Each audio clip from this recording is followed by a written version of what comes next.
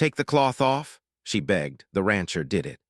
And stood in horror. Cowboy love stories. Caleb Hart lived on the far edge of the frontier, where the sky looked bigger than any man deserved and the wind never fully rested. His ranch sat on a wide stretch of rust-red land on the planet Eridane, a place settlers called New Prairie, because it reminded them of the Old West, only colder at night and watched from above by distant satellites. The house was simple: metal walls, a solar roof, and a water tank that groaned when the pump kicked on. The barn was newer than the house, built from scrap panels and strong support beams, with a small landing pad beside it for his old cargo skiff. Caleb did not like visitors. Visitors brought questions, and questions usually brought trouble. Most mornings were the same. He checked the fencing, scanned for burrow pits that could break a horse's leg, and fed the stock, lean, tough animals bred for thin air and dry grass. They were called ridge horses, but to Caleb they were just horses. He liked the quiet rhythm of ranch work. It kept his hands busy and his mind from drifting into memories. On Eridane, the law was far away. The nearest town, Hollow Bend, was half a day's ride. A marshal came once a month if the roads were safe. Most people here learned to solve problems alone. Caleb had done that for years. That evening, the sun fell low and turned the plains orange. Caleb had just finished repairing a fence post when he heard a sound that did not belong to the wind or the animals. It was soft, like fabric dragging across rock, followed by a weak cough. He froze. His ridge horse lifted its head and snorted. Caleb reached under his coat and wrapped his fingers around the grip of a small pulse pistol. He did not raise it yet. He listened. The sound came again, closer to the ranch gate. He moved slowly, stepping around the scrub grass and the jagged stones. When he reached the gate, he saw something on the ground. At first, he thought it was a bundle of old cloth tossed by travelers. Then the bundle shifted, and a pale hand reached out and gripped the dirt like it was trying to hold the planet in place. Caleb stepped closer. It was a young woman, no older than 22, maybe 25. Dust covered her hair and face. Her clothes were not ranch clothes or town clothes. They looked like the thin uniforms worn in labs or stations, but torn and layered with rough cloth wrapped tight around her upper body. The cloth was tied in knots as if she had done it in a hurry. Her lips were cracked. Her eyes opened, unfocused, then locked on his boots. "Please," she whispered. Her voice was so faint that the wind almost stole it. Caleb crouched beside her, keeping one hand ready. "Who are you?" he asked. She swallowed hard. Don't send me back." That was not an answer. It was a warning. Caleb looked up at the empty plain. No riders, no vehicle dust trail, nothing but sunset and distance. Still, he had learned long ago that danger did not always arrive with noise. He checked her wrists.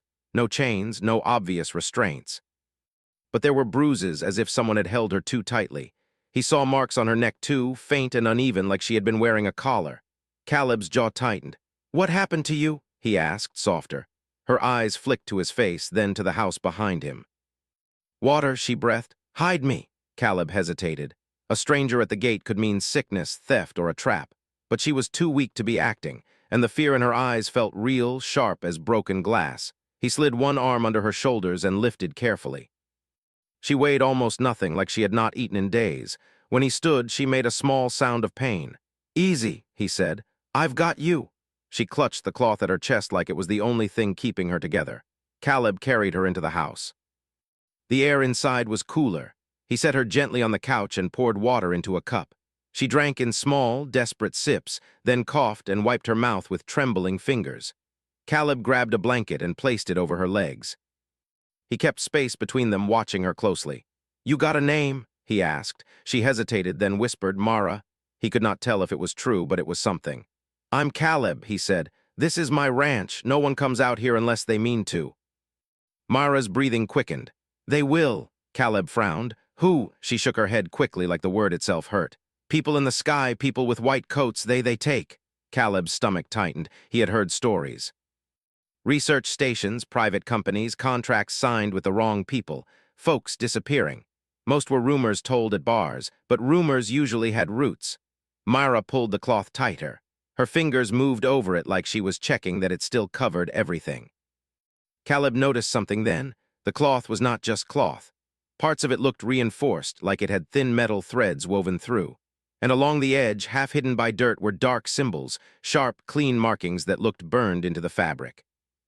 Caleb leaned closer to see. Myra jerked away at once. "Don't," she whispered, eyes wide. "Don't look." Caleb leaned back, hands open. "All right, I won't." Her shoulders relaxed a fraction, but her eyes remained fixed on him, testing him. Caleb stood and walked to the window. He looked out across the plain. The ranch lights were low, just enough to see the yard. The sky beyond was turning purple. A few stars began to show, then he saw it. A tiny blink far above, like a moving star that did not follow the others. It pulsed once, twice, then faded.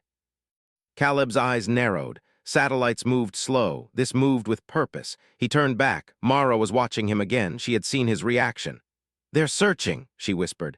Caleb felt his old instincts stir, those instincts he tried to bury under ranch work and silence. He had not always been just a rancher. Once he wore a badge on Eridane's border towns. Once he chased people who ran. He quit when he learned the law sometimes served the wrong masters. Now the past was knocking on his door. Caleb walked to the storage cabinet and pulled out a small med kit. He set it beside Mara. "You're hurt?" he asked. Myra shook her head, then nodded like she couldn't decide. Not like that." Caleb opened the kit anyway and took out a scanner, the kind that checked for fever, dehydration, and internal injuries. He held it up. "May I?" he asked. Mara stared at it, then slowly nodded. Caleb scanned her arm first.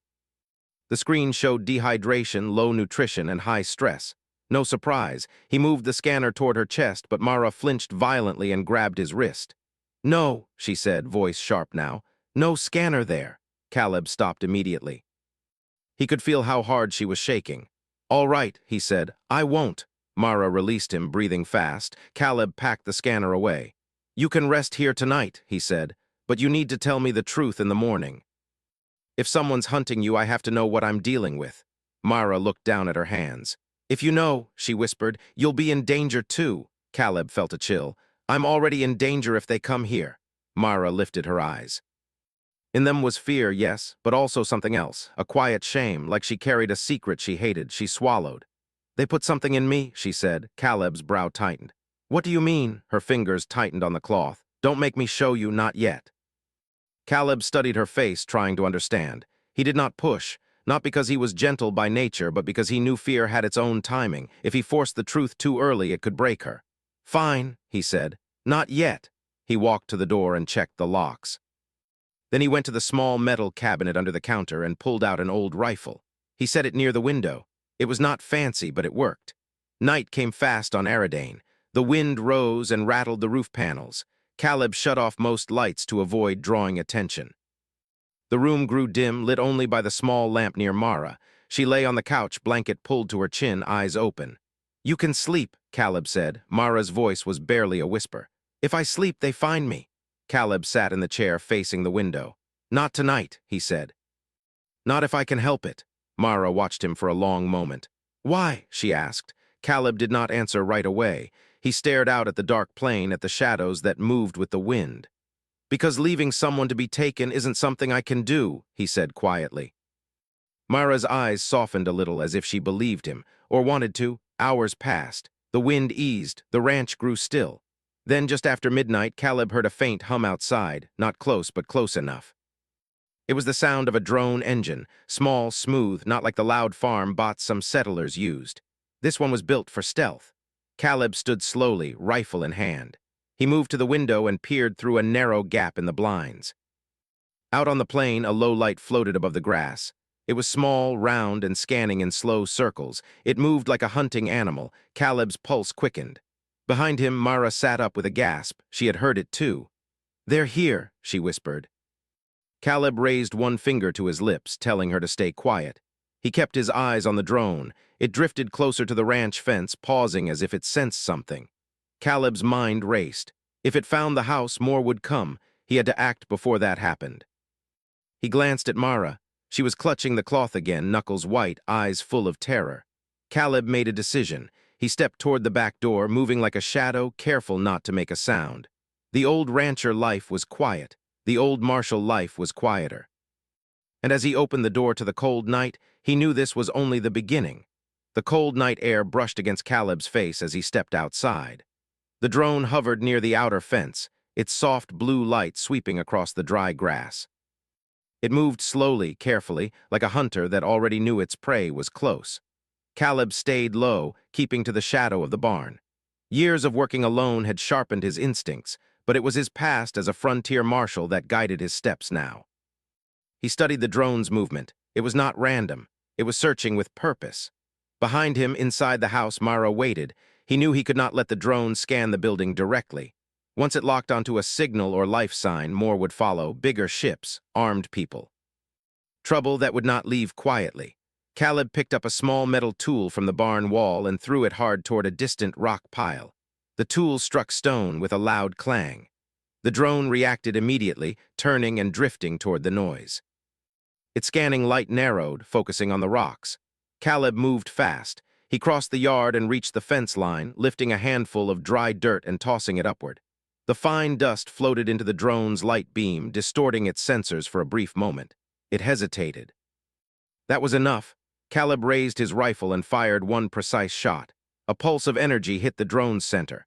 The machine flickered, spun slightly, and dropped into the grass with a dull thud. Its light died instantly. Caleb stood still, listening. No alarms, no distant engines. Only the wind. He picked up the drone carefully. It was smooth and white with no markings. That alone worried him. Official machines usually carried logos or identification. Unmarked equipment meant someone who did not want to be known. He returned to the house quickly and locked the door behind him. Myra looked up at him from the couch. Her eyes were wide. "You destroyed it," she asked softly. Caleb nodded. "For now." "For now," she repeated, fear lingering in her voice. He placed the drone on the table. Mara stared at it like it was alive. "They will send more," she said. "Maybe," Caleb answered, "but not tonight if they lost signal." He studied her face. She looked exhausted, but sleep would not come to her. The fear held her awake. "You need rest," he said gently. Mara shook her head. "If I sleep, I see the rooms again." Caleb did not ask what rooms she meant. Some memories did not need explanation. He walked to the kitchen area and prepared simple food, warm broth and bread. He handed it to her. She hesitated at first, then began eating slowly. With each bite, some color returned to her cheeks. Silence filled the room for a while. Finally, Caleb spoke. "You said they put something inside you." Mara froze. Her hand tightened around the bowl. "Yes. What kind of thing?" She stared at the floor, gathering courage. "I don't know everything," she said. "They called it an enhancement. They said it would help people survive new worlds, but it hurt, and sometimes it reacted." "Reacted how?" She closed her eyes. "Lights, heat. Energy moving through me, like I was not fully human anymore." Caleb leaned back slightly. He had seen advanced implants before, but nothing that frightened someone this much. "You escaped?" he asked. Mara nodded. "There was a storm at the station. Systems failed. I ran. I didn't think I would reach this far." She touched the cloth covering her chest. Her fingers moved gently over it, almost like she was protecting something fragile. "Don't ask me to remove it," she whispered. "I won't," Caleb said calmly. She looked surprised. "You trust me?" she asked. Caleb thought for a moment. "I trust that you're scared, and I trust my instincts. That's enough for now." Myra lowered her eyes, and for the first time since arriving, her shoulders relaxed slightly. The night passed slowly. Caleb stayed awake, watching the horizon through the window. No more drones appeared, only stars and silence. Morning came with pale sunlight stretching across the plains. Myra slept at last, her breathing steady. Caleb used the quiet time to examine the destroyed drone. He opened a panel carefully.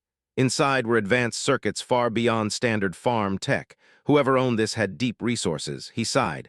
"This just got complicated," he muttered. A few hours later, Mara woke. The light startled her at first, but when she saw Caleb working near the table, she seemed calmer. He handed her fresh water. "You safe here?" she asked quietly. "For now," he replied. She looked around the ranch house, the simple furniture, the tools hanging neatly, the old photo frame turned face down on a shelf. "You live alone," she said. "Yes. Always? Not always." Mara did not press further. Later, Caleb showed her the barn and the animals. She walked slowly, still weak, but curiosity replaced some of her fear. One ridge horse nudged her gently, and she smiled for the first time. "It's peaceful here," she said. "That's the idea," Caleb replied. They spent the day doing small tasks. Mara watched him repair equipment, and he noticed she learned quickly. She asked questions about the ranch, about the weather patterns, about how settlers survived so far from the cities. As the sun lowered again, clouds gathered on the horizon. A storm was coming. The wind picked up suddenly, stronger than usual. Dust rose in spirals. Mara stiffened. Her hand moved to the cloth again. "Storms," she said, voice tense. "Sometimes they trigger it." Caleb frowned. "Trigger what?" She did not answer. Thunder rolled across the plains. The first drops of rain hit the metal roof hard. Inside the house, the air felt heavy. Mara began pacing slowly, breathing faster. "It hurts," she whispered. Caleb stepped closer but kept distance. "Where?" She pressed both hands against the cloth. "Here." Her body trembled. Sweat formed on her forehead. Caleb grabbed the med kit. "Sit down." She shook her head violently. "No scanner." "I won't scan," he said gently. "Just breathe." But the pain grew stronger. She dropped to her knees, gripping the edge of the table.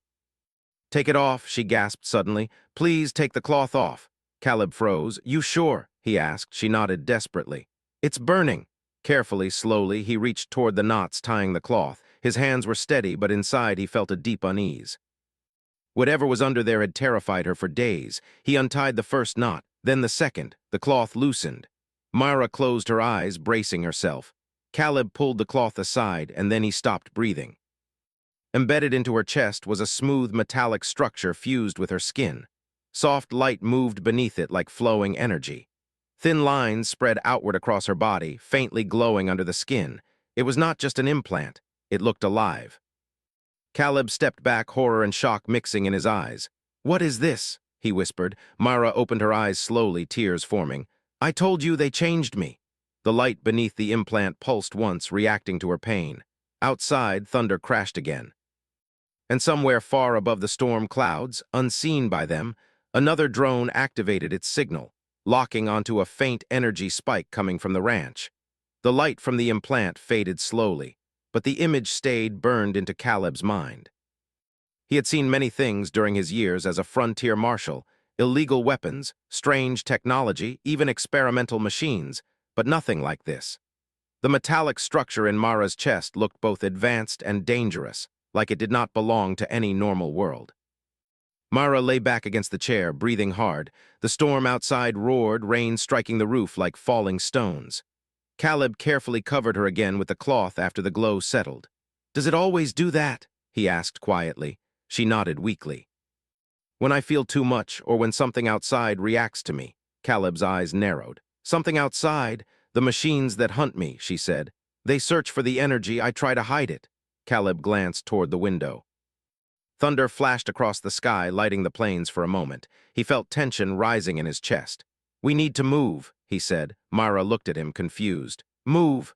If that thing gives off a signal, they already know where you are. Staying here is not safe anymore." Mara's face fell slightly, as if she felt guilty. "I didn't want to bring trouble to you." Caleb shook his head. "You didn't choose this." He packed quickly. Water containers, dried food, blankets, tools. His movements were calm and precise.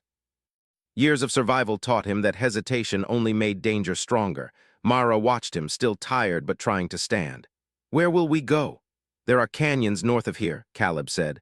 "Old mining tunnels, hard to scan from the air." She nodded slowly. Outside, the storm began to calm, leaving only steady rain and cold wind. Caleb led one ridge horse from the barn and prepared his cargo skiff, a small hover vehicle used for long-distance travel across rough terrain. Mara climbed carefully into the passenger seat, holding the cloth tightly around her chest. As they left the ranch behind, Caleb did not look back. The plains stretched wide and empty under dark clouds. Lightning flashed far away now, painting the sky in silver lines. The skiff moved smoothly over the ground, its engine low and quiet. For a while, neither spoke. Finally, Mara said, "You saw it now. You should leave me somewhere safe and go back." Caleb kept his eyes forward. "If I leave you alone, you won't survive long." "You don't know that." "I do," he said simply. She fell silent, unsure how to respond. After an hour of travel, they reached the edge of the canyon lands. Tall rock walls rose like ancient towers, casting deep shadows. Caleb guided the skiff into a narrow passage where the signal would weaken. They stopped near a small cave entrance hidden by fallen stone. "This will work," Caleb said. Inside, the air was cool and dry. He set up a small lantern and placed blankets on the ground. Mara sat down slowly, clearly exhausted. The quiet felt different here, deeper, almost protective. Caleb handed her water. "Rest," he said. She drank and watched him carefully. "Why are you helping me?" she asked again. He thought for a moment. Because someone should have helped me once, he said softly. She did not ask more, but she understood there was a story behind those words. Time passed slowly in the cave. The storm faded completely. Outside, the sky cleared, revealing countless stars. Mara felt calmer here. The implant stayed quiet beneath the cloth, no longer glowing. She studied Caleb as he checked equipment. "You were a soldier," she asked. "Something like that," he said. "Law enforcement on the frontier, I chased people. Sometimes I brought them back to places they didn't deserve." Mara lowered her eyes. "That must have been hard." "It was," he admitted. She hesitated, then said, "They told me I would help humanity survive new planets, that I would be strong, but they never asked if I wanted it." Caleb nodded slowly. "Some people believe they know what's best for others." Mara looked at her hands. "The implant reacts to emotion. Fear makes it unstable, anger too." "That explains the storm reaction," Caleb said. "Yes." Suddenly, a faint humming sound echoed from outside the canyon. Both froze. Caleb grabbed his rifle and moved to the entrance, staying hidden behind rocks. He saw lights moving slowly above the canyon rim, 3 drones this time, larger than the one before. "They found us," he whispered. Mara's breathing quickened and the cloth over her chest flickered faintly. "Stay calm," Caleb said firmly. "Focus on breathing." She closed her eyes and tried to slow her thoughts. The drones moved carefully, scanning the area. One began descending toward the canyon. Caleb's mind raced. Fighting directly would only draw more attention. "We need a distraction," he muttered. He grabbed a small signal flare from his pack and set it to emit a strong energy burst. Then he ran quietly along the canyon wall and placed the flare behind a large rock far from the cave. When it activated, a bright signal shot upward. The drones turned instantly toward it. Caleb returned quickly to Mara. "They'll check the signal first," he said. "We move now." They climbed into the skiff and drove deeper into the canyon network. The narrow paths twisted like a maze. Caleb navigated confidently, remembering old routes from years ago. Mara watched him with growing trust. "You're not afraid?" she asked. "I am," he said honestly. "But fear doesn't decide my actions." She nodded, absorbing his words. After a long journey through the canyon, they reached a hidden valley where tall rocks blocked most signals. Caleb stopped the skiff. "We rest here," he said. Mara stepped out slowly, feeling the cool air on her face. The sky above was clear again, peaceful despite everything. She turned to Caleb. "You could have left me many times already." "Yes," he said. "Why didn't you?" He met her eyes. "Because you deserve someone who stays." Mara felt warmth spread through her chest, not from the implant, but from his words. For the first time since escaping, she felt safe. But far above them, unseen, one drone continued scanning. Its sensors picked up a faint energy trace moving deeper into the canyon. And it began to follow. Morning light slowly filled the hidden valley. Tall stone walls protected the small open space, and soft wind moved across the dry grass. For the first time in days, the world felt calm. Myra stood near the edge of the rocks, watching the sunrise. The sky turned gold and pink, and she breathed deeply, trying to hold onto the quiet feeling inside her. Caleb finished checking the skiff behind her. He moved carefully, always alert. Even in peaceful moments, he never fully relaxed anymore. "You slept?" he asked. "A little," Myra said softly. "No bad dreams this time." "That's good." She looked at him for a moment. "You didn't sleep." He gave a small shrug. "Someone has to watch." Myra smiled faintly. The smile was small but real, and it changed her face completely.